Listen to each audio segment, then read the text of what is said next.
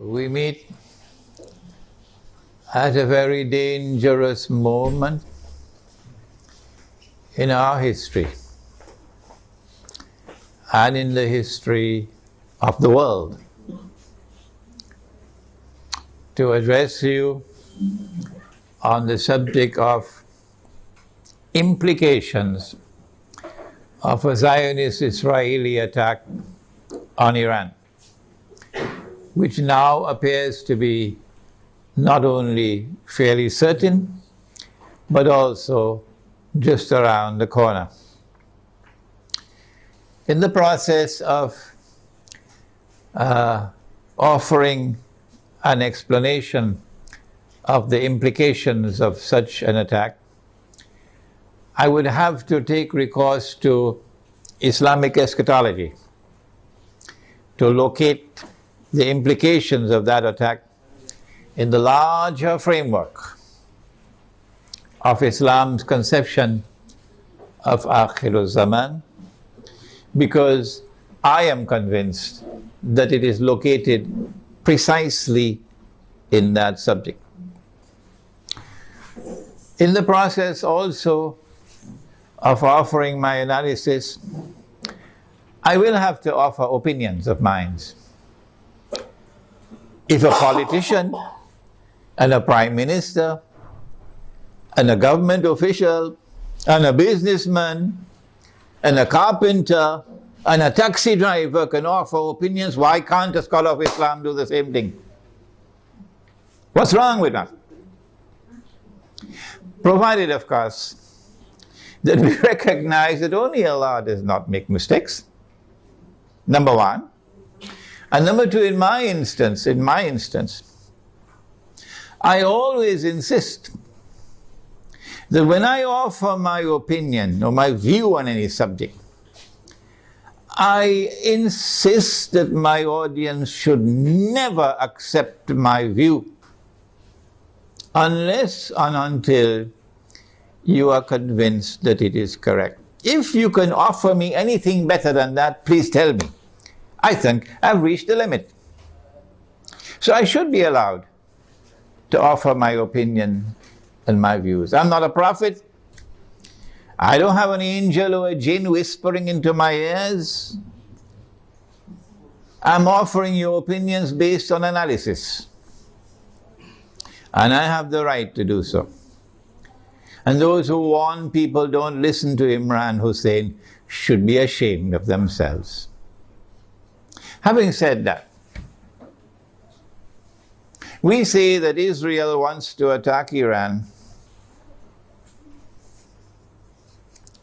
because Israel ultimately wants to rule the world. Because the Zionists want to rule the world. Because the Judeo-Christian Zionist European Alliance wants to deliver to the state of Israel the status of ruling state in the world. That's why we believe all these wars are taking place.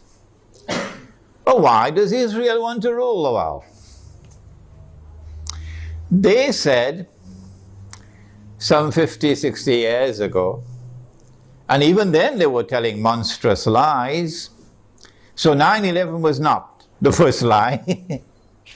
They said that all that we want to do is to create a Jewish homeland in the Holy Land where Jews can live in safety and security.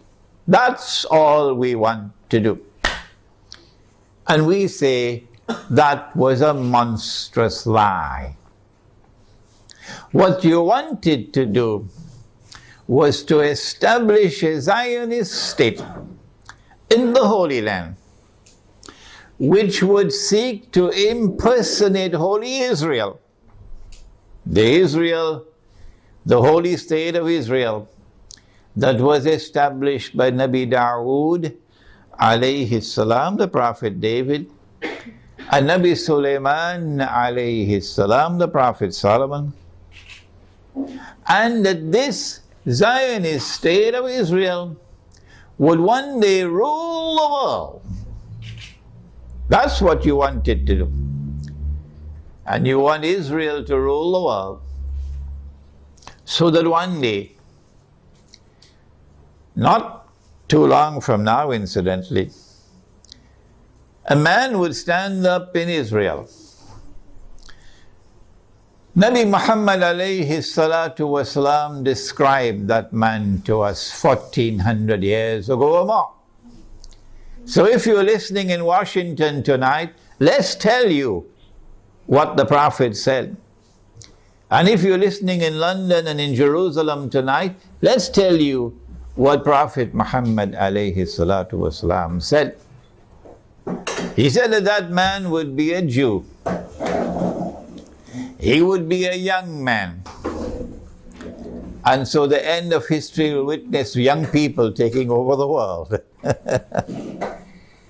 He would be a powerfully built man. He would have curly hair. And he would declare,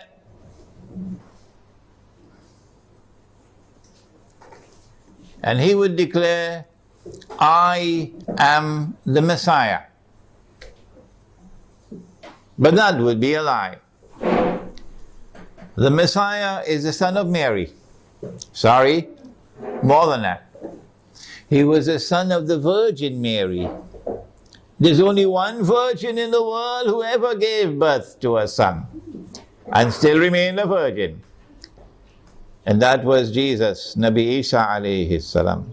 He is the Messiah. Muslims believe that. And most Christians believe that. I don't know whether the Zionist Christians also believe that. Somebody should ask them. He is the Messiah. And one day he's coming back, said Nabi Muhammad alayhi salatu wasalam. Whether Washington believes that or not is irrelevant. One day he's going to come back, said Nabi Muhammad alayhi salatu wasalam. And when he comes back, he's going to rule the world from Jerusalem. That is in the Hadith, because he would be Hakimul Adil, a ruler who will rule on the basis of justice. Those who today rule the world do so with injustice. That's why they want this Israel to rule the world. Because that man who says, I am the Messiah, would not be the son of the Virgin Mary. No, said Nabi Muhammad alayhi salatu wasalam, he would be al-Masihud Dajjal, the false Messiah, the Antichrist. Every Muslim knows about him. Most Christians know about him. I don't know about the Zionist Christians. And so lots of people know this subject. And that moment when that man is going to rule the world from Jerusalem appears to me to be around the corner. Maybe 20 years, maybe 30 years. And so this is why they want to attack Iran. We want to begin our analysis tonight by pointing out that there is a moral foundation to the law of war and peace. And that moral foundation is that you do not launch wars unless there is a just cause for it. Iran has not done anything. Iran has not attacked Israel. Iran has not launched any missiles on Israel. Iran is not waging war on Israel. And so, in accordance with your Israeli law of war, which has an immoral foundation, no morality attached to it, you have the right to wage war against the people unjustly. And so, an attack on Iran would be unjust war. It would be an act of dhulm, in using the language of the Qur'an, an act of wickedness. Those who launch the attack would be a people who are committing monstrous sin. But I want to say something more. To those who are beating the drums of war in the Arab world,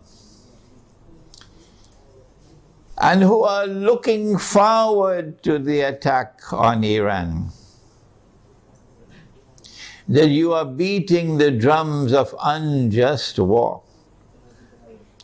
And when the attack takes place, you will be committing the same sin as supporters of the war, as those who are themselves perpetrating the war. And shame on you! Shame on you, we say to you, straight to your faces, from here in Malaysia, that if you support the attack on Iran, you are supporting unjust war.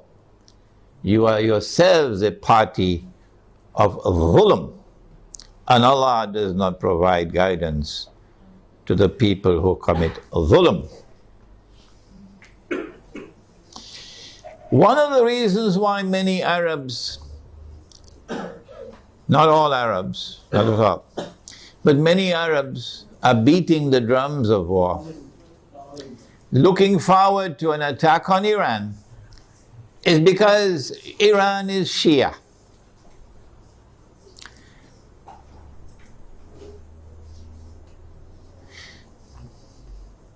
They hold the view that Shia are kuffar, and hence it is permissible to launch war on the kuffar, the disbelievers.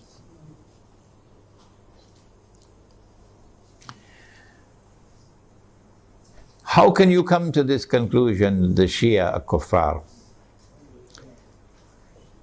If the Shia are kuffar, then there must be some ijma' or consensus of opinion on that subject.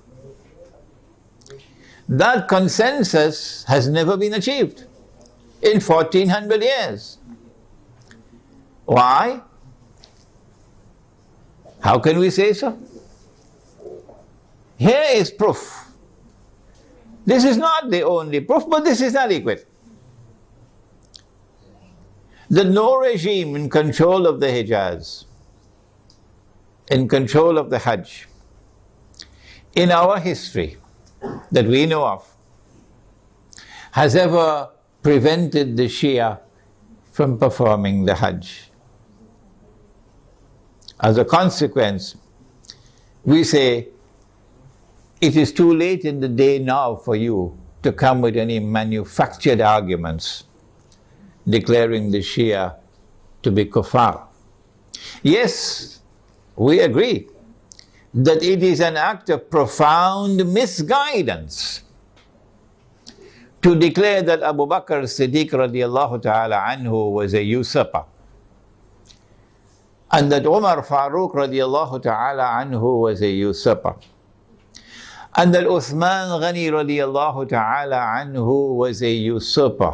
Three of the foremost companions of the Prophet alayhi salatu wasalam. It's a massive vote of no confidence in the Prophet himself alayhi salatu wasalam. And we say of those who insist that these three companions of the Prophet alayhi salatu wasalam were usurpers, we say you are profoundly misguided. But we never say that you are not Muslims. You still are our Muslim brothers.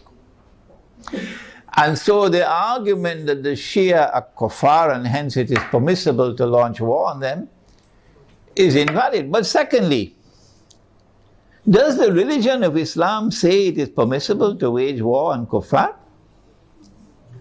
Where did you learn your Islam from? Mars or Venus or Jupiter? Huh? This is the religion of Islam. Truth is from your Lord. فَمَنْ شَاءَ فَلْيُؤْمِنْ وَمَنْ شَاءَ فَلْيَكْفُرْ. Whosoever wishes is free to accept, and whosoever wishes is free to reject kufr. La ikraha fid din, says the Qur'an. There is no compulsion in matters of religion. And so you are not permitted in Islam to wage war against any people because they are kuffar. No. There is a version of Islam today which has emerged in the world, which seems to have originated in Saudi Arabia with Sheikh Muhammad Abdul Wahhab. It used to be called Wahhabi, it's now called Salafi, and I have students of mine who are Salafi, and they are my students, which can best be described as a Protestant version of Islam. Protestantism in the modern world is a conception of religion which reduces religion to texts and which interprets texts literally.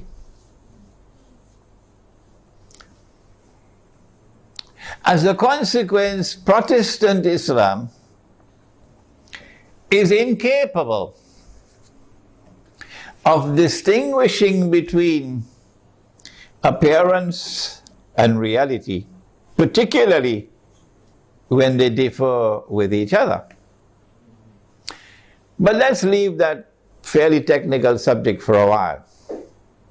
It is Protestant Islam today which is beating the drums against the Shia. Muslims who are Sunni and Muslims who are Shia have lived together for 1400 years, peacefully, amicably, without any boxing gloves, fighting with each other, without any bloodletting.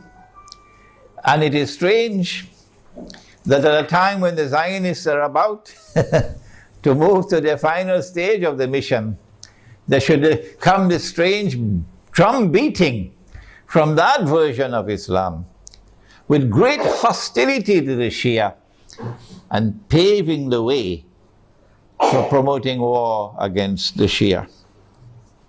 They call it a jihad against the Shia. They would like to force the Shia to abandon their Shia beliefs and to become Sunni. Do you do it by warfare? Actually, although they themselves may not understand it, the drum beating against the Shia and the attack which is about to be launched on Iran is located in a larger framework in which those who are waging war on Islam are seeking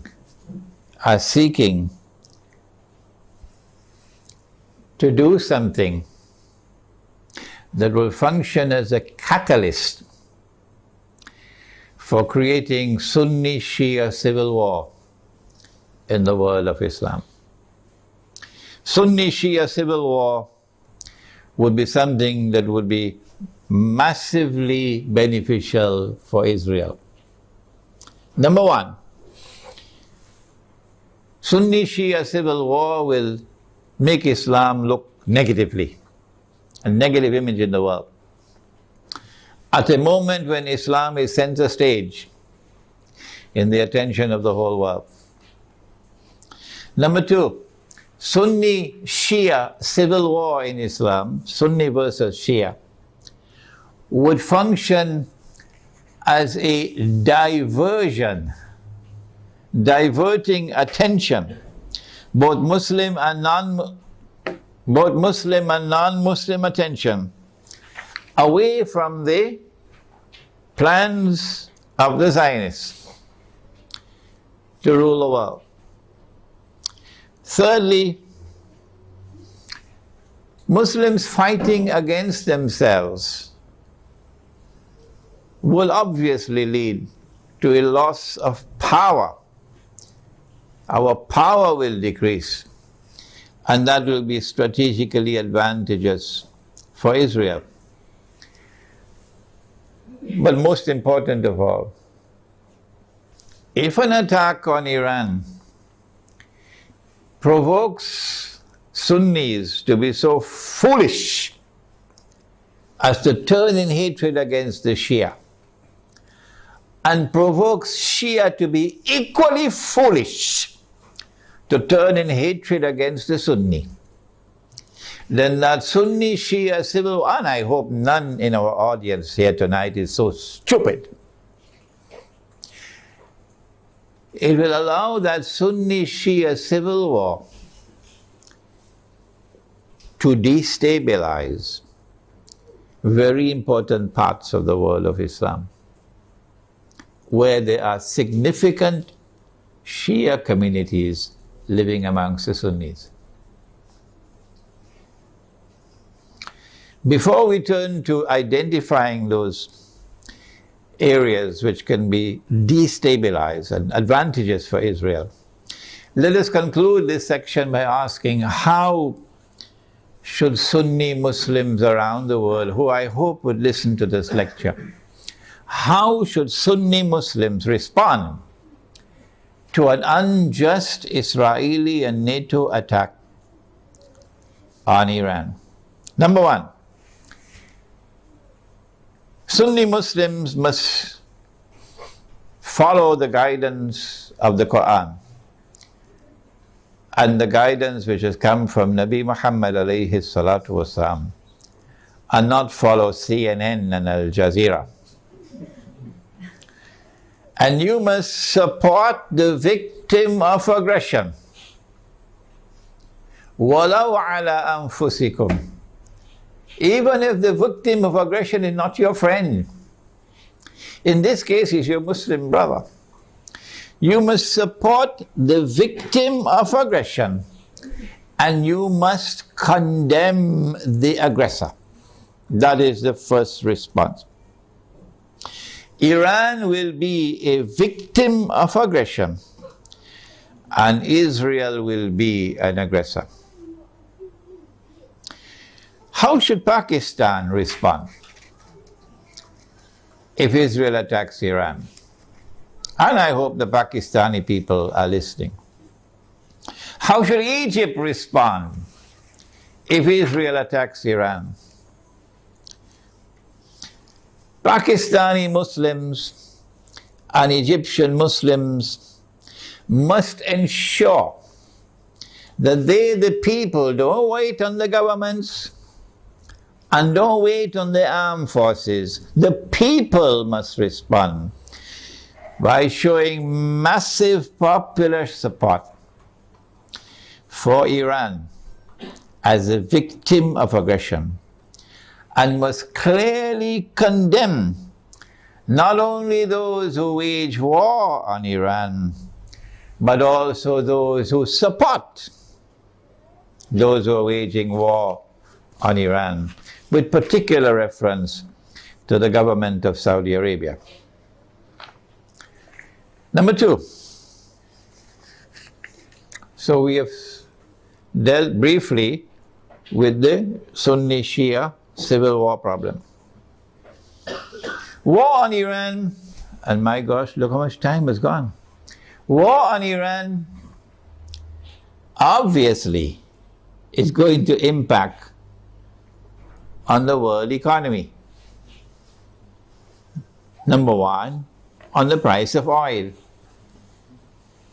Not only because Iran is a major supplier of oil, but also because Iran is located in that basin that the Iranians call the Persian Gulf and the Arabs call the Arab Gulf, and they're still fighting over the words. This is the oil basin, and the river Euphrates enters into this basin. And Nabi Muhammad alayhi salatu wasalam told us 1400 years ago that the river Euphrates will uncover a mountain of gold. I suggest that you don't wait for the metal. I want to suggest to you that this is not a text to be understood literally. Protestant Islam is going to wait. for a mountain of the metal.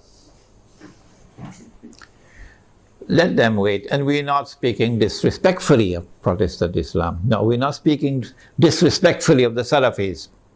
Let me repeat it. I am not speaking disrespectfully of the Salafis, and I'm not speaking disrespectfully of their methodology or for literal interpretation of the text. All I'm saying is let them wait for the mountain of the metal. We interpret the text differently. And we say that mountain of gold is already here. And it's black gold. And it's oil. And the Prophet prophesied that they're going to fight over it. And in the end, 99 out of every 100 are going to be killed. Conventional wars don't kill 99 out of every 100. Conventional wars do not kill 99% of all combatants. This has to be nuclear war to kill 99% of all combatants. Okay? So the Persian Gulf or the Arab Gulf is waiting for nuclear attacks. The price of oil is going to shoot up because Iran can also block the Straits of Hormuz. Yes, in our Iranian territory on this side and Oman on that side. It's not difficult for Iran to block the Straits of Hormuz and disrupt the passage of oil tankers. So we can anticipate fairly confidently that the price of oil is going to escalate dramatically once the attack takes place. And the American government knows that. And that's why the American government does not want Iran to be attacked. Because the American government knows, and the Federal Reserve knows, and the bankers also know, that the US dollar is going to collapse. It will not survive an Israeli attack on Iran with the price of oil shooting up through the roof. And if the US dollar collapses, of course, they're going to have to demonetize the US dollar. It will no longer be legal tender. They have to have something in place. They probably already have something to replace it, but at a fraction of its previous value. The American economy is going to collapse. Large numbers of white Americans are going to lose their wealth. And many of them are going to be listening to this lecture. There's going to be chaos in the United States when the economy collapses. There can be riots in the United States, and they're already anticipating that. And so an attack on Iran would lead to economic, financial, and monetary consequences that will be disastrous for the US economy. Israel wants to become the new ruling state in the world. And for that you have to go to my book. Would someone kindly give me a copy of Jerusalem in the Qur'an? You have to go to my book, Jerusalem in the Qur'an, for the Islamic Eschatology. The Dajjal, when he's released on earth, will live for 40 days. The Prophet said, one day like a year, one day like a month, one day like a week, and all the rest of his days like your days. We said a day like a year, and Britain became the ruling state in the world. And the world experienced what they call Pax Britannica. It wasn't Pax at all, it was only war. And then came a day like a month over here, and the United States of America replaced Britain as the next ruling state in the world. And Pax Britannica was replaced with Pax Americana. And the British sterling pound was replaced by the US dollar. And we said, this is our opinion, that a day like a year came to an end and was replaced by a day like a month. This is the first time in our history that this hadith was interpreted this way. And now we are saying that a day like a month is coming to an end And a day like a week is commencing. And so there has to be a passage from the United States to a third ruling state.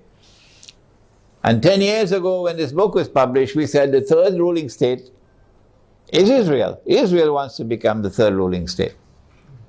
For Israel to become the third ruling state, the United States has to collapse. And so this is going to be the collapse of the economy. Not just the US economy, but more than that. With the dramatic rise in the price of oil, you're going to have a significant rise in the cost of living around the world. Transportation costs are going to escalate. Food prices are going to escalate. Energy prices will rise. And this is also going to affect the prices of manufactured goods. The poor of the world will sink as soon as Israel attacks Iran into greater poverty and in some cases destitution. In Yemen now, they can't afford to buy the cooking gas with which to cook.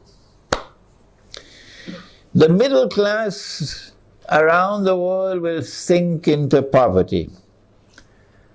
And when there are so many poor, the majority of mankind in poverty, it's going to be easier. It is going to be easier to rule the world. With people who are too poor to organize themselves, to resist oppression and resist slavery. How should we respond to this impending economic collapse, financial and monetary collapse? How should we respond to the imminent rise of the cost of living around the world? How should we respond? My opinion, and I'd love to hear your opinion before we end tonight. My opinion is to go to that hadith of the Prophet sallallahu ta'ala alayhi wa sallam. He said about Akhirul Zaman, he said, if you have land, hold on to your land. You're familiar with that, aren't you?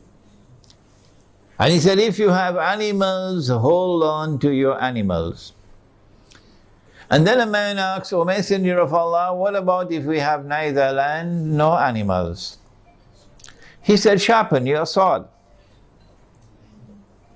Of course, CNN is going to call him a terrorist now. He said, sharpen your sword, because you're going to be dealing with chaos and anarchy and riots as people seek to survive by fighting each other for food. Where can we get land and animals to sustain ourselves in this impending collapse? The answer is certainly not in the cities. If you believe that you can survive in the cities and get land and animals in the cities, you should buy a one-way ticket to the moon. And so Egypt, I'm talking to you tonight. In Pakistan, I'm talking to you tonight. Listen to me and get out of the cities. 20 million people in a city, 15 million people in a city, who's going to feed them? Where are you going to get your food from? What's going to be the price of that food? Get out of the cities while still there is time. Go to the countryside. Go to where rain falls. Go to where there is water. And produce your own food. Dairy crops, food crops, dairy farming, milk and meat, so that you can survive the storm that is coming. Ensure there is water supply. Do not depend on oil for energy. Use natural energy. A bicycle is natural energy. Wind, solar energy, water energy. Number two, live in small communities, because small communities can more easily sustain themselves without having to be dependent on supplies of food from outside the communities.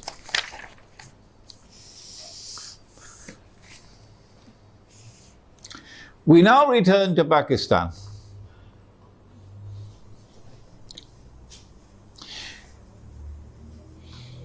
An attack on Iran can be launched simultaneously with an attack on Pakistan.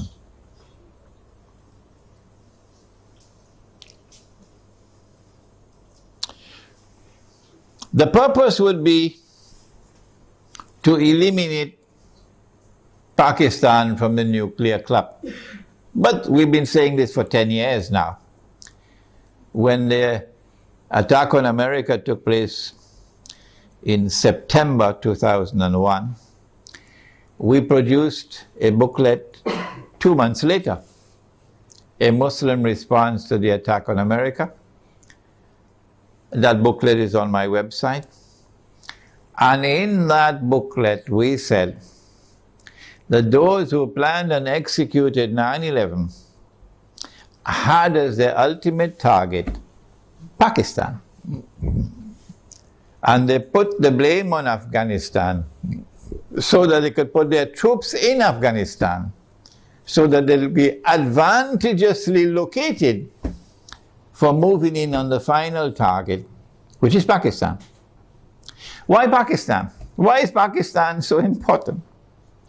The answer is Pakistan is a member of the nuclear club.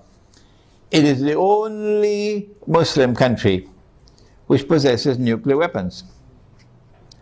And according to the Bible of the Zionists, no Muslim country must be able to defend itself. The Zionist Bible says that no Muslim country must have nuclear weapons. But the Zionist Bible says Israel can have as many nuclear weapons as it wants. And Israel should be able to also use its nuclear weapons according to their moral law. And because Pakistan has nuclear weapons, Pakistan has to be denuclearized. Their strategy for denuclearizing Pakistan appeared to me 10 years ago to be to try to so destabilize Pakistan that there may be civil war in Pakistan, and then use that civil war as an excuse that we have to save the world from a nuclear holocaust. We have to save the world from nuclear weapons landing in the hands of terrorists. And so we have a mission.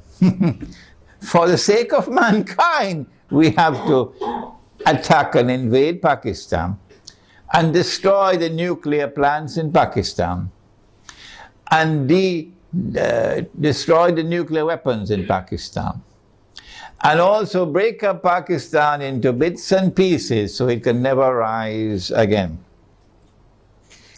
When that happens, of course, we must have a Zionist friend to take over and control all the pieces.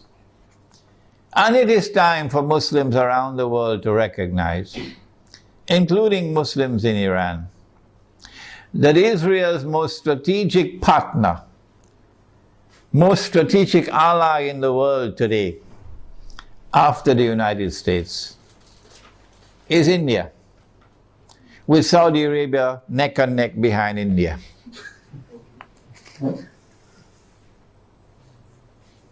And so, not only must India be involved in the attack, but also when the attack takes place on Pakistan, and if it succeeds, then in the sequel it is India who must now control the region on Israel's behalf.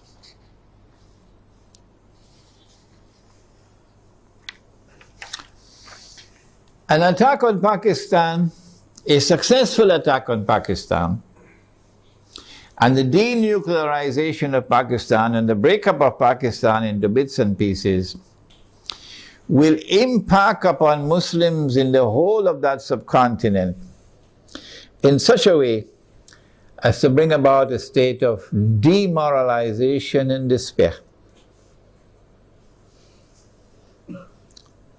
and send shock waves to Muslims in the rest of the world.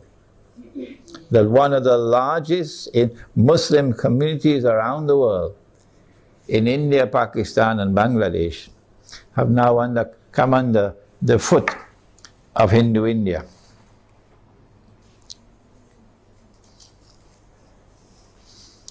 So India will rule the entire South Asia with NATO in control in Afghanistan. What should Pakistan do at a time like this late hour?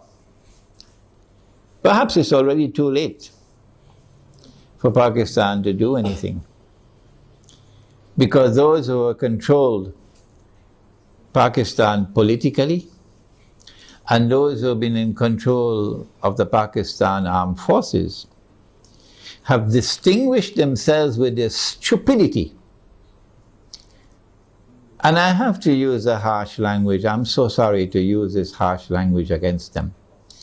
Their awesome and monstrous stupidity these last 10 years since 9/11 in supporting war on terror, which is a euphemism for war on Islam,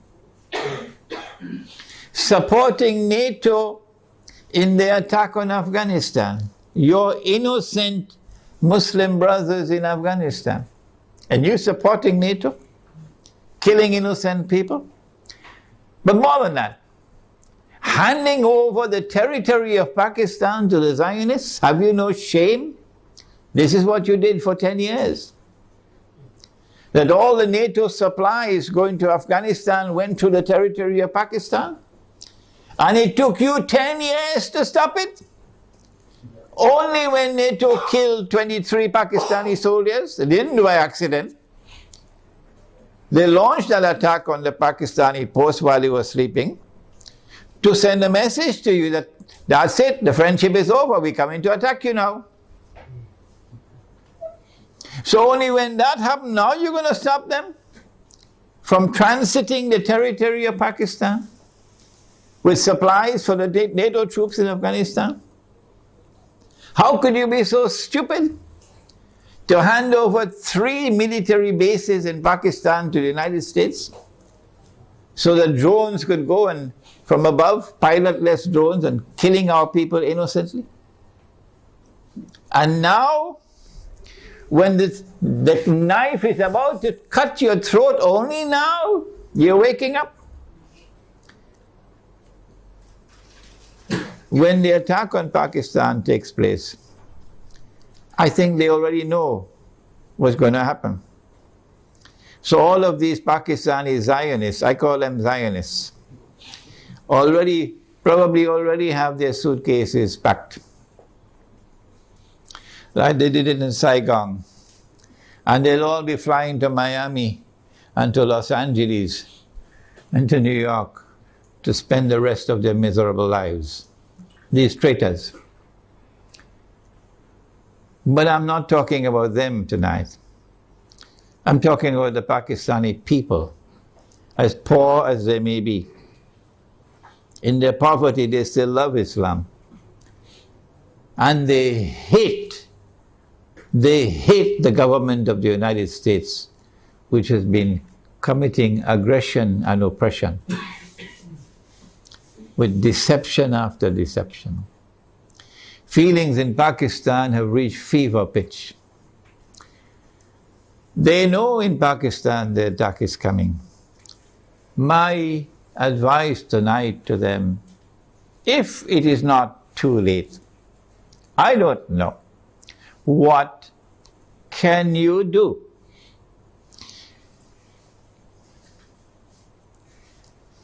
My answer is,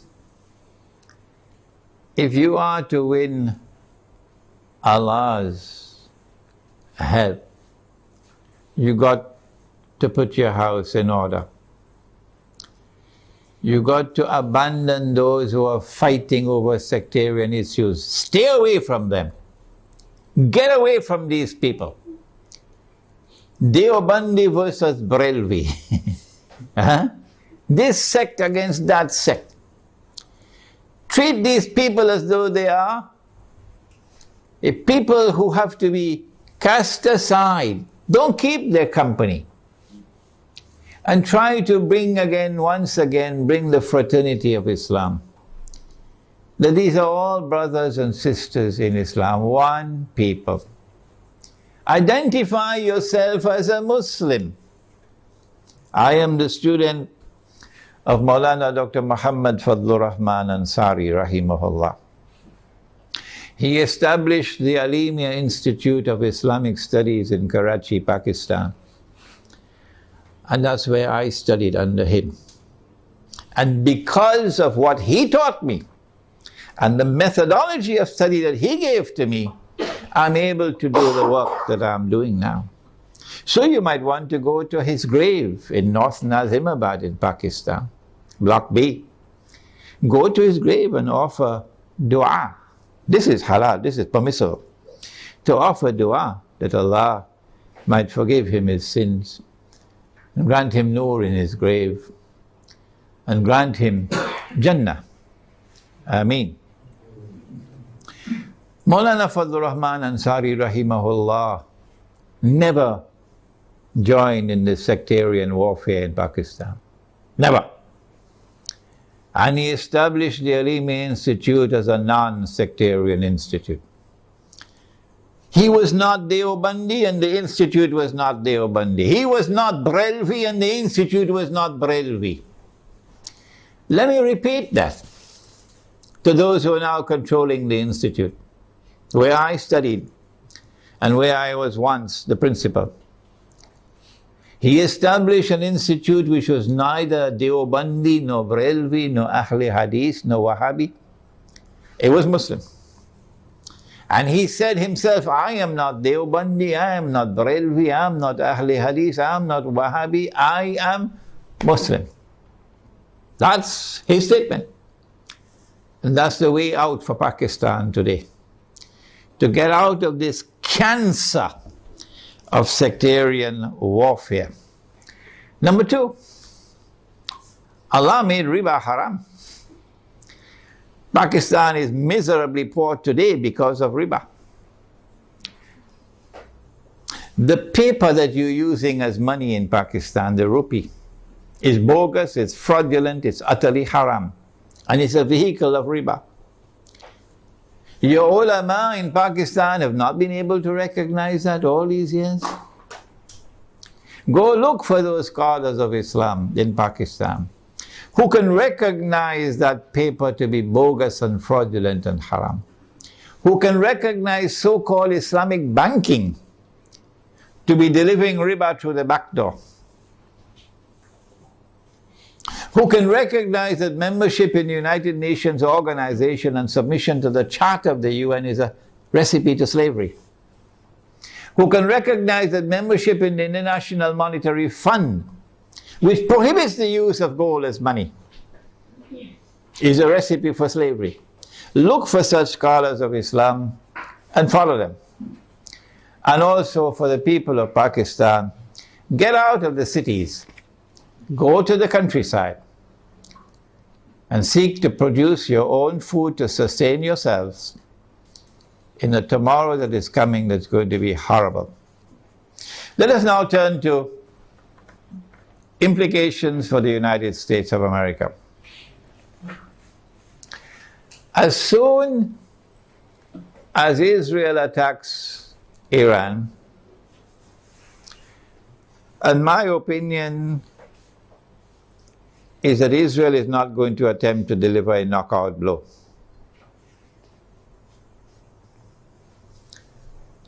Israel will attack Iran in order to commence wars that she hopes will follow one after the other.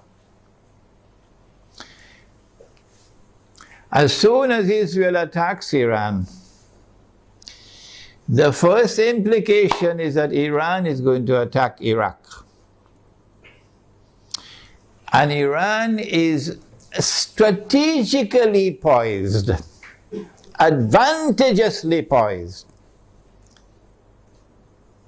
to attack the United States in Iraq.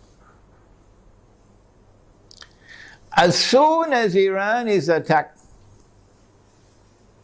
Shias around the world are going to respond with solidarity with Iran. And that includes the majority population of Iraq, which is Shia. What about the Sunni in Iraq? The Sunnis are waging a war against the United States.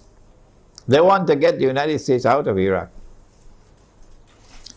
And if Iran attacks Iraq, the Sunnis are going to also intensify their attacks on the United States. And so the United States is going to be in a no-win situation in Iraq. You'll be facing enemies fighting you on all sides with no friends around you, none. I don't think, and I hope and pray, I don't think that NATO will succeed in getting the Turkish government to act so stupidly to attack Iran.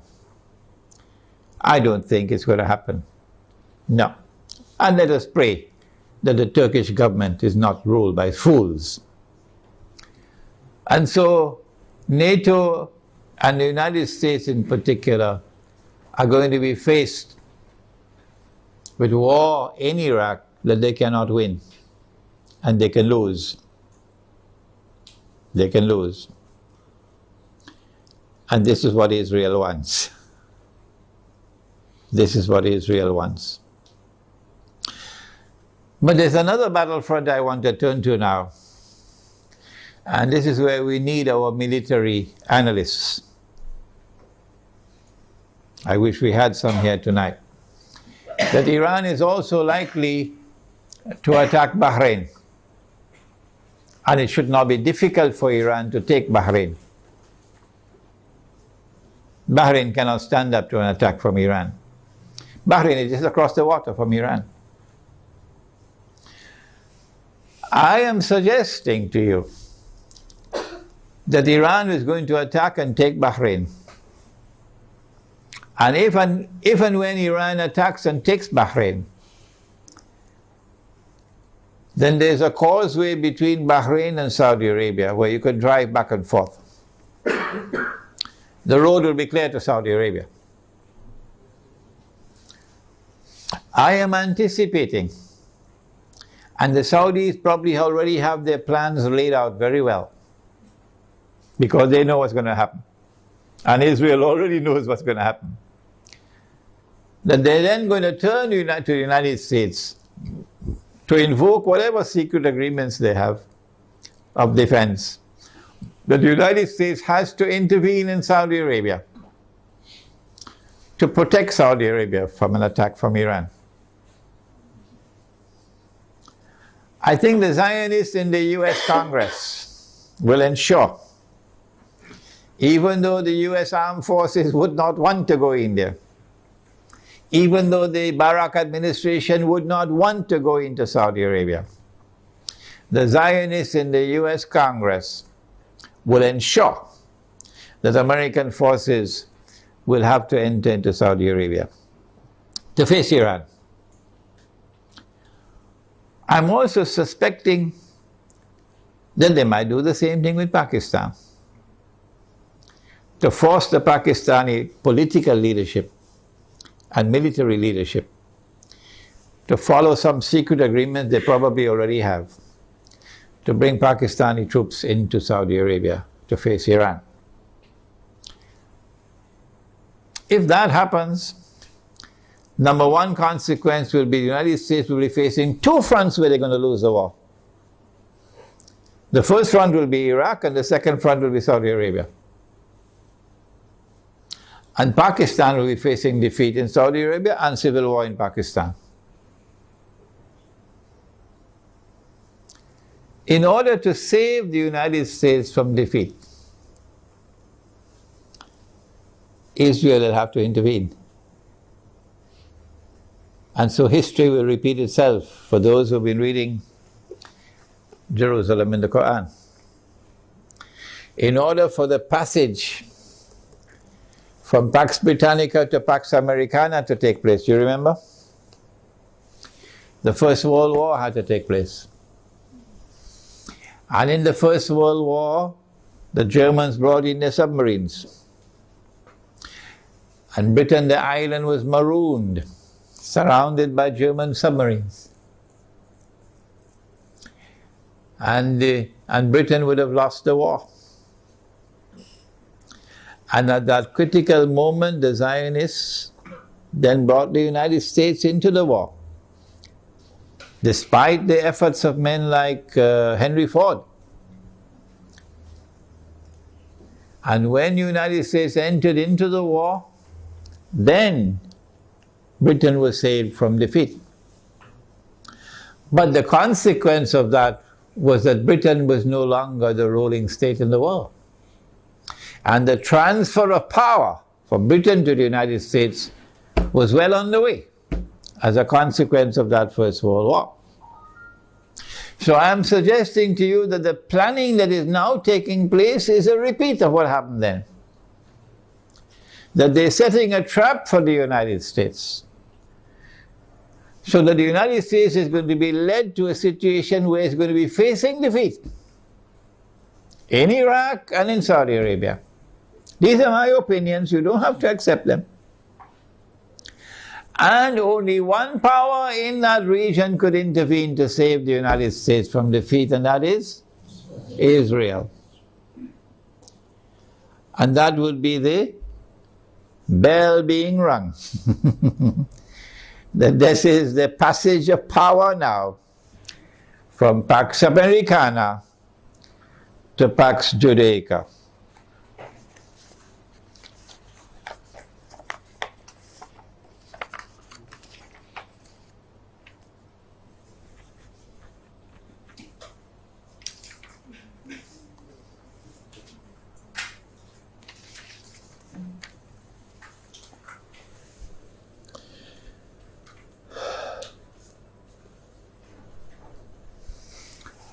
This is the Islamic eschatological dimension to the analysis that a day which is like a month will now be coming to an end, and a day which is like a week, according to the Hadith, will now be beginning. The Protestant version of Islam, which is the Salafi version, insists that somewhere on earth, we just have to search, maybe somewhere behind Greenland, you're going to find a place on earth where a day will be like a year. So my answer is, well, keep on searching. Keep on searching. And I'm not speaking scornfully, that's not my way. I am not speaking in any derogative way, disrespectful way, that is not my style. No. I have the right to say, however, this is your methodology, so keep on searching. We have interpreted the text differently, this is our interpretation. And we have insisted time and again that no one should accept our interpretation unless and until you are convinced that it is correct. We said a day like a year is a different dimension of space and time than the one in which we live.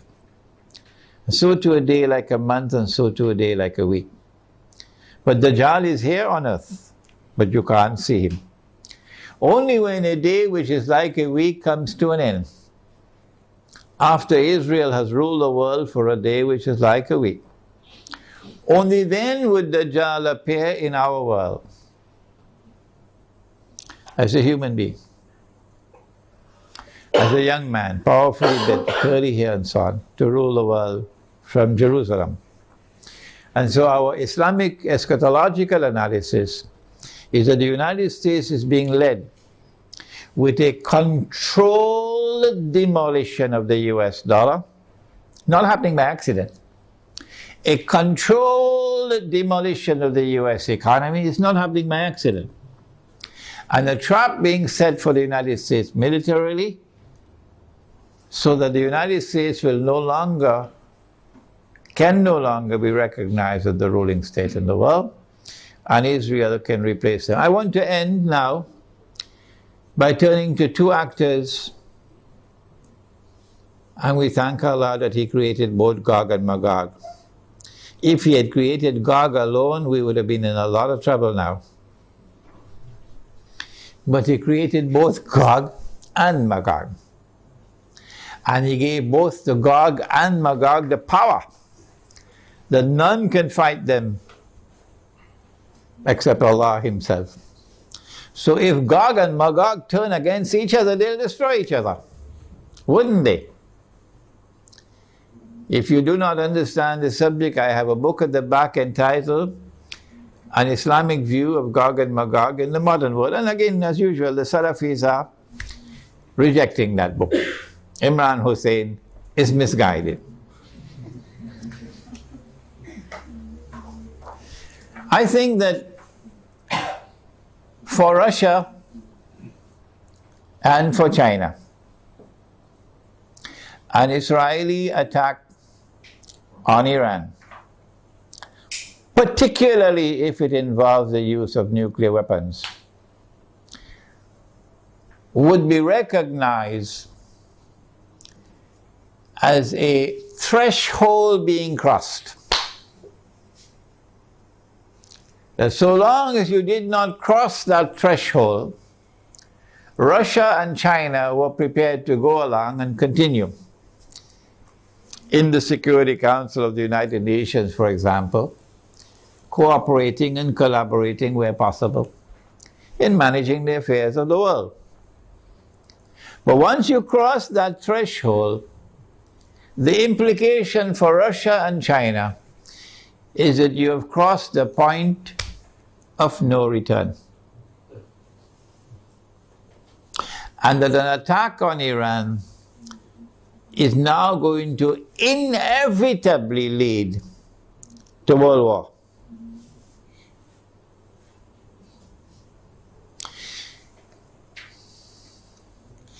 That after Iran and after Pakistan and after the Arabs, the Zionists are going to turn on China and Russia to make sure that China and Russia also bend down their knees and accept Israel, so that Israel can become the ruling state in the world. No Jew is going to accept Dajjal as the Messiah if Israel has not established its dominion over the whole world. No Jew will accept Dajjal as the Messiah when he comes if Israel at that time has not established its political and economic dominion over the world. And that includes Russia and China. And so Russia and China would know, today it's them, tomorrow it's us. And they're not going to wait until tomorrow to recognize that. The minute Iran is attacked, they will recognize that the threshold has been crossed and that we are now moving inevitably towards nuclear war. Russia and China acted strangely on Libya. You remember? When the vote came to the Security Council, they abstained, knowing full well that if they abstain, the resolution will be carried. And that is the end of Gaddafi and end of the Libyan government. Why did they do that? I have asked the question. I have an answer, but I can be wrong.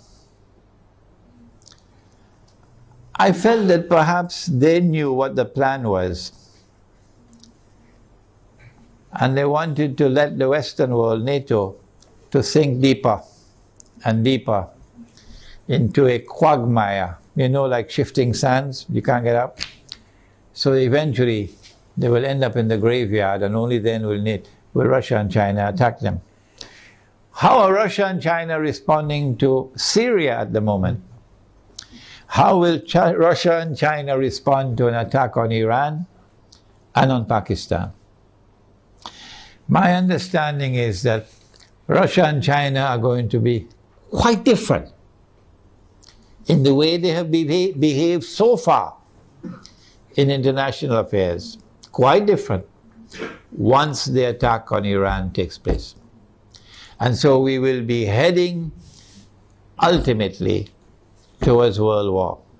A world war which the Qur'an has anticipated when Allah spoke about Gog and Magog. And when He said in Surah Al-Kahf, وَتَرَكْنَا بَعْدَهُمْ يَوْمَئِذٍ يَمُوجُ فِي بَعْضٍ, which can mean, one of the possible meanings is that on that day Gog and Magog are going to clash with each other.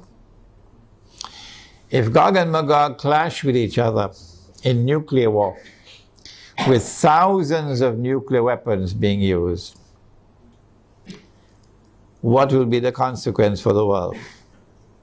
Let me end with Surah Al-Isra, the ayah or the verse of Surah Al-Isra, in which Allah says, بَعْدَ أَعُوذُ بِاللَّهِ مِنَ الشَّيْطَانِ الرَّجِيمِ وَإِن مِّن قَرْيَةٍ إِلَّا نَحْنُ مُهْلِكُوهَا قَبْلَ يَوْمِ الْقِيَامَةِ أَوْ مُعَذِّبُوهَا عَذَابًا شَدِيدًا كَانَ ذَلِكَ فِي الْكِتَابِ مَسْطُورًا.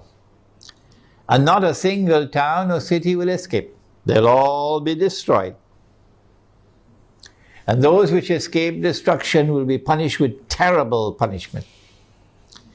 And all of this is inscribed in the book. This brings an end to our preliminary analysis of the implications of an Israeli attack on Iran. We have certainly not exhausted the subject. And it is likely that we'll have to come back to the subject in a second and a third lecture. But I do believe that we have done sufficiently tonight to provoke you now to think on the subject. And I'll be very happy to hear your views and your responses. رَبَّنَا تَقَبَّلْ مِنَّا إِنَّكَ أَنْتَ السَّمِيعُ الْعَلِيمُ وَتُبْ عَلَيْنَا يَا مَوْلَانَا إِنَّكَ أَنْتَ التَّوَّابُ الرَّحِيمُ بِرَحْمَتِكَ يَا أَرْحَمَ الرَّاحِمِينَ آمين.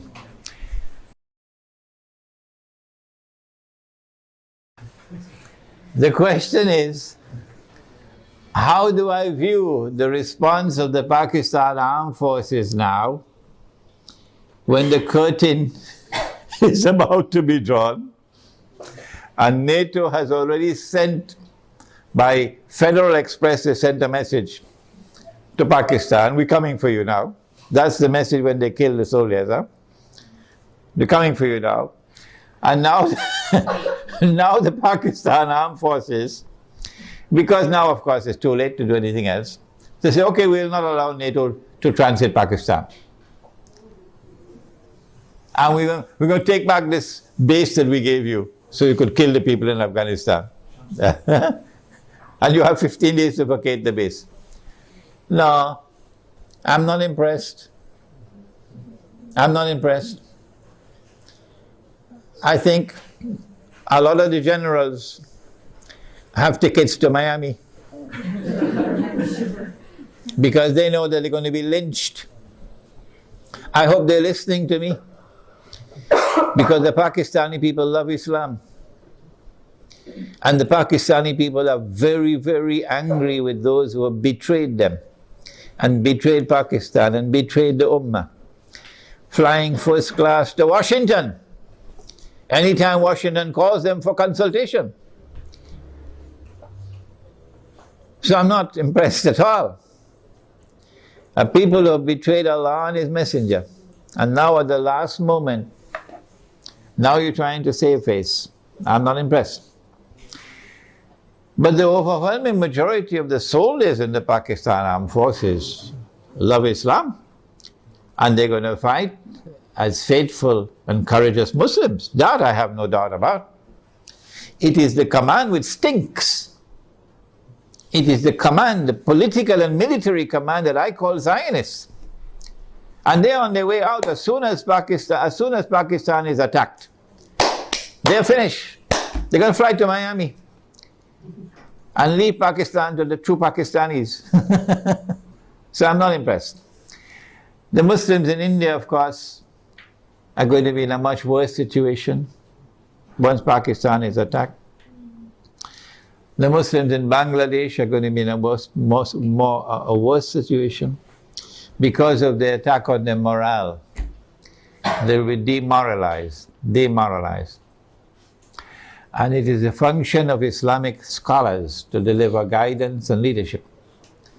And the scholars of Islam are fighting each other over popcorn. Fighting with each other over popcorn. And attacking me because I declare myself to be a Muslim. Who? He's only a Muslim? He's neither fish nor fowl? Who is he? He has no Aqidah? That's now the attack on me. Yeah. Well, let them continue with the attacks. Go ahead.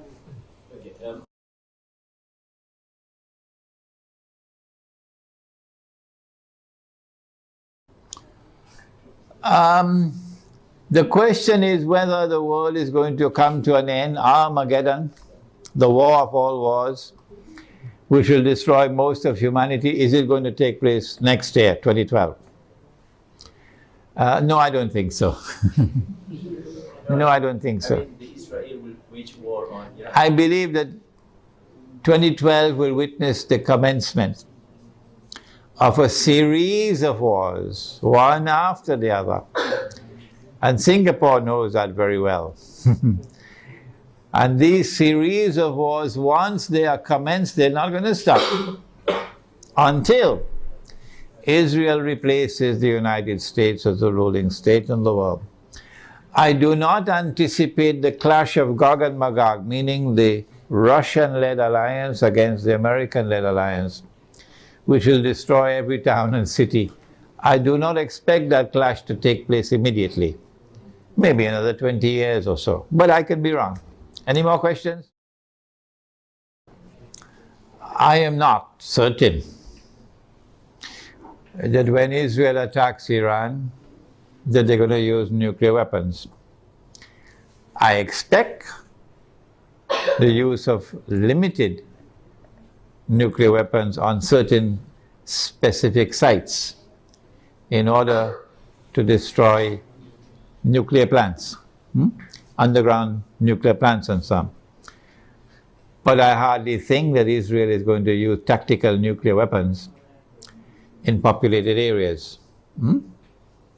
The public opinion around the world, the backlash of public opinion would be too great. The Hadith he has asked about, that Dajjal will be followed by 70,000 Jews from Isfahan wearing their Persian shawls. And he says that there are now about 30,000 Jews in Iran. Part of the strategy adopted by Gog and Magog has been to accept a religion. The Khaza, for example, accepted Judaism. And so the world witnessed for the first time the unique phenomenon of something called a European Jew. Prior to this, the only Jews that there were in the world were Semitic Jews, Semites. The Europeans are not Semites. But when the Khazar accepted Judaism, this is a historical fact, they accepted Judaism, the European Jews came into being. And the Qur'an accepts as a Jew whoever claims to be a Jew. You may not be an Israelite, but if you declare yourself to be a Jew, then we accept you as a Jew.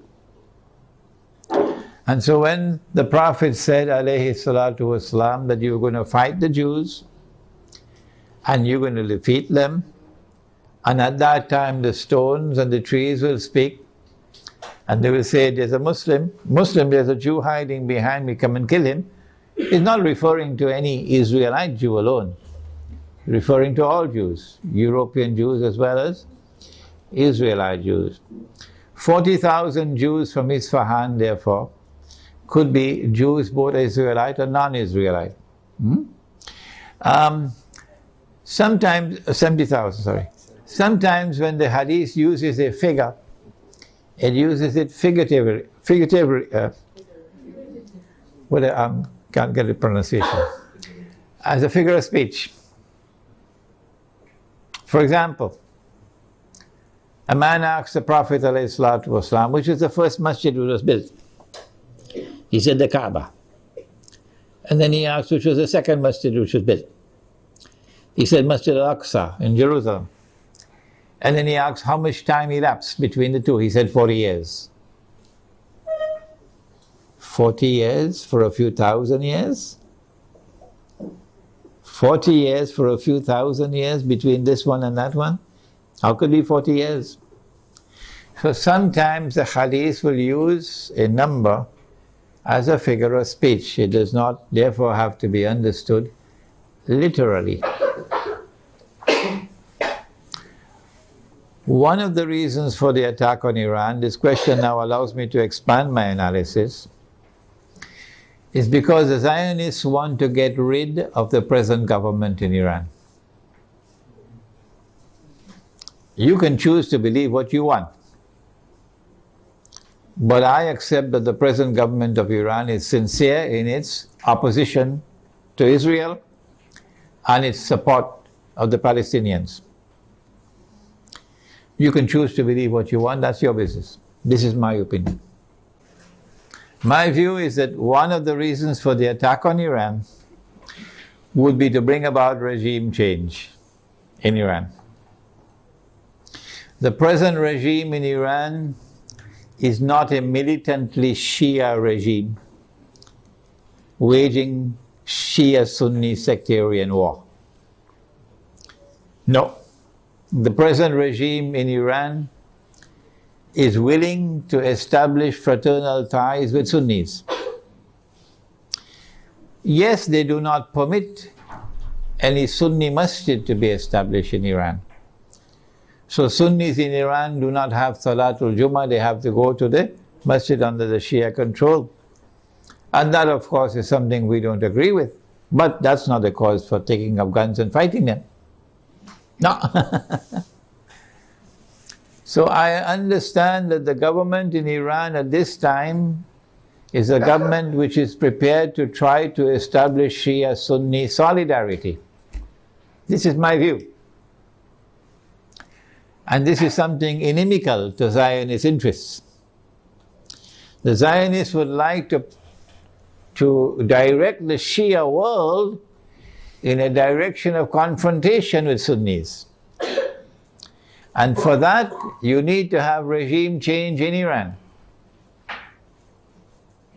And if they succeed in that regime change by attacking Iran, they will want a new regime to emerge in Iran, which will be militantly sectarian and facilitate the emergence of a civil war between Shia and Sunni. At that time, if this succeeds, then I believe we'll see the fulfillment of this hadith about Dajjal being followed by 70,000 Jews from Isfahan wearing their Persian shawls. Any more questions? The question pertains to the use of gold and silver as money and the utility of buying gold and silver at this time when the gold stocks of the world are controlled by those who are not Muslims, and that by buying gold you are enriching non-Muslims. I have a book at the back entitled The Gold Dinar and Silver Dirham, Islam and the Future of Money. Whether we like it or whether we don't, the world tomorrow, in my opinion, is going to return to gold and silver as money. Whether you like it or whether you don't. I came to this conclusion about 2 years ago perhaps, because of my study of Islamic eschatology, that no Jew will accept Dajjal as the Messiah. None. If Israel is using paper money. Because every Jew knows what the ulama don't know in Islam. Every Jew knows what the muftis don't know in Islam. Every Jew knows that this paper is bogus, is fraudulent, is utterly haram. Every Jew knows that. And it's a vehicle through which mankind is ripped off of their wealth. They all know it. It's only our scholars don't know it. In order for Dajjal to convince the Jews that he is indeed the true Messiah, he's going to have to bring back the money which the temple in Jerusalem used to mint. The temple built by Sulaiman alayhi salam minted its own gold and silver coins. Because the Roman government minted coins with graven images, and this was not kosher, not halal, to put a human head on the coin. And people had to go to the temple with their Roman coins, and you had to pay the rabbis for services like making zabihah of animals, to sacrifice an animal. Only the rabbi could do it, in the temple. How would you pay? Because this money is not halal, with a graven image. So there were money changers in the temple who would change Roman money to temple money. And the money changers were ripping off the people. And when Nabi Isa alayhi salam entered the temple and he saw that, he cursed them. Because that's a form of riba. And he overturned their tables. And he chased them out of the temple. And he said, "You've taken the house of God and transformed it into a den of thieves." So every Jew knows that the temple minted its own coins, gold and silver. And so Israel has to return to gold and silver as money. And therefore the Zionist world has to return to gold and silver as money. And when they do, guess what the world of Islam will do? The muftis are going to wake up. And they're going to say, yes, yes, yes, this is halal money. Yes, yes, yes, we should have dinar and dirham. I have prayed to Allah to beg Him to take me away from the world. I don't want to live to see that day. Because the shame and the disgrace will be too great for me. The shame and the disgrace as a Muslim for me will be too great. On that day, when they have brought back dinar and dirham as money, and only then do our people wake up. But I also pray to Allah for something else, to keep all those muftis and all those scholars alive on that day. Keep them alive, even if you have to bring them on a stretcher, keep them alive, so that they will witness the shame and disgrace on that day. Those who today, up to this day, they are not prepared to say that this paper money is bogus, is fraudulent, is utterly haram. Keep them alive to that day. So whether we like it or whether we don't, Gold and silver is coming back as money. Secondly, if I am correct that this paper is bogus and fraudulent and haram, you read my book at the back, The Gold Dinar and Silver Dirham, Islam and the Future of Money, and listen to my lectures on the subject Islam and the International Monetary System. If I am correct, then every transaction involving the use of this paper is haram. Every transaction. So you pay your zakat, it won't be accepted. You give charity, it won't be accepted. You have nikah and you give the dowry, it won't be accepted. You use this to perform your hajj, it won't be accepted. Every transaction will be haram. Well, then what do? You have to return to halal money. Halal money is first and foremost dinar and dirham. In the event that dinar and dirham are in short supply in a market, then halal money would be commodities of food consumption, which are in abundant supply in the market, which have a shelf life, and which has intrinsic value created by Allah Himself. Any more questions? The Prophet said that the time will come when you'll not be able to find a single person in all of mankind who will not be consuming riba. Are you aware of this? The Prophet said, alayhi salatu wasalam, that the time will come when you'll not be able to find a single person in all of mankind who will not be consuming riba. And whoever declares that he is not consuming riba, verily the dust of riba will be upon him. Verily the vapor of riba will reach him. So it is not possible for us to escape completely. But in Surah Al-Taghabun of the Qur'an, Allah says, ittaqullaha mastata'tum. Fear Allah to the extent that you have capacity to do so. What we are doing is advising and also preparing the way to establish communities. I have here in this audience students of mine who are working on it even as I speak, right here in Malaysia, to build communities in the countryside, Muslim villages, which will use dinar and dirham as money for buying and selling. And in those communities you will not use the paper money. At least this is an effort to respond. If you have a better way, tell us, show it to us. We are not convinced that you can do this in downtown KLCC. We are on the contrary convinced that you can do it in the countryside. And once you make that effort, then Allah can help you. Okay? So,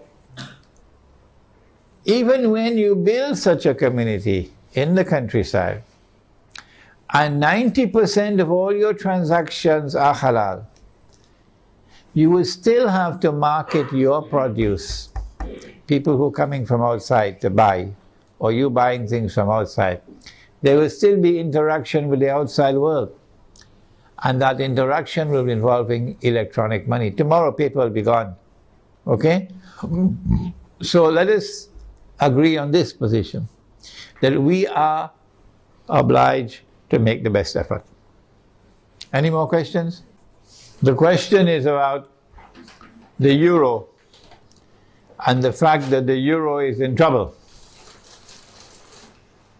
Before the euro was created, put together, you had individual currencies in Europe.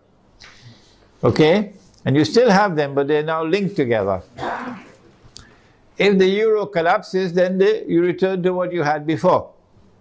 The German mark by itself, the Italian lira by itself, the sterling pound by itself, the French franc existing by themselves, separate from each other. You just go back to where you were before. But In the same way that the world is witnessing a controlled demolition of the US dollar, so too it's not far-fetched for us to recognize that the same thing is happening to the euro.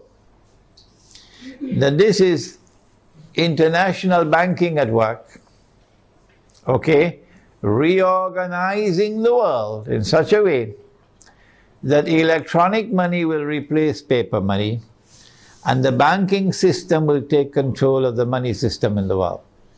Governments will no longer have control over money. Banking system will have control over money. The euro cannot stand in the way, and therefore there is this demolition. The US dollar cannot stand in the way, and therefore there is this demolition.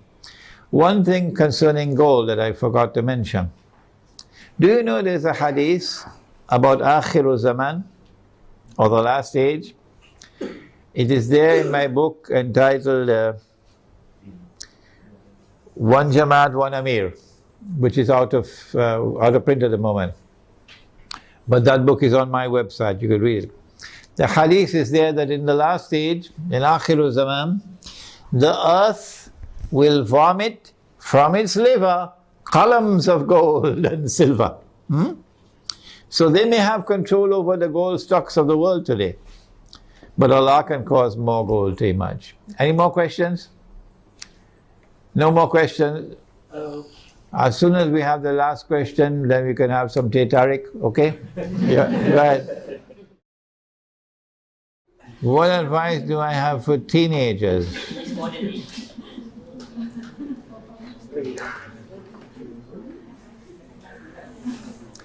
He said that Dajjal will be a young man. A young man. And I said, based on that hadith, that tomorrow the young people are going to rule the world. Today, when I buy some, I don't know whether you've ever heard the word. It's a word that is very strange in my vocabulary. I never heard it before 10 years ago. Something called top up. Top up. Yeah, top up. Yeah. So when I buy this strange thing called top up, I have to ask the fellow to put in the money for me, because I don't know how to do it. And I'm really not interested in learning how to do it. If you make the mistake of sending me a text message, you'll wait a couple of years to get a reply. Because I don't know how to send text messages and I don't want to learn to make text. I do not want to learn. I have enough misery in my life answering 100 emails every day. Why should I make my life more miserable? With text messages. The young people are the ones who are going to be technologically literate. And all the people will behave the way I'm behaving. So young people are going to rule the world and run the world tomorrow, as the world becomes more technologically interlinked. So young people have a strategic role to play in the world which is now coming into being. Because at that stage of youth it is easier for them to learn these things of technology. But Surah Al-Kahf of the Qur'an has delivered to us a very important guideline. And that is that the ones who will show the greatest understanding of Dajjal, the quickest understanding of Dajjal, and the ones who will display the best backbone. You know they had backbones made out of iron and steel, and you know there are also backbones made out of recycled paper. You know that? So the ones who are going to demonstrate the greatest backbone for resisting the oppressor are the young ones. This is in Surah Al-Kahf of the Qur'an, the story of the young men in the cave. And this has been my experience.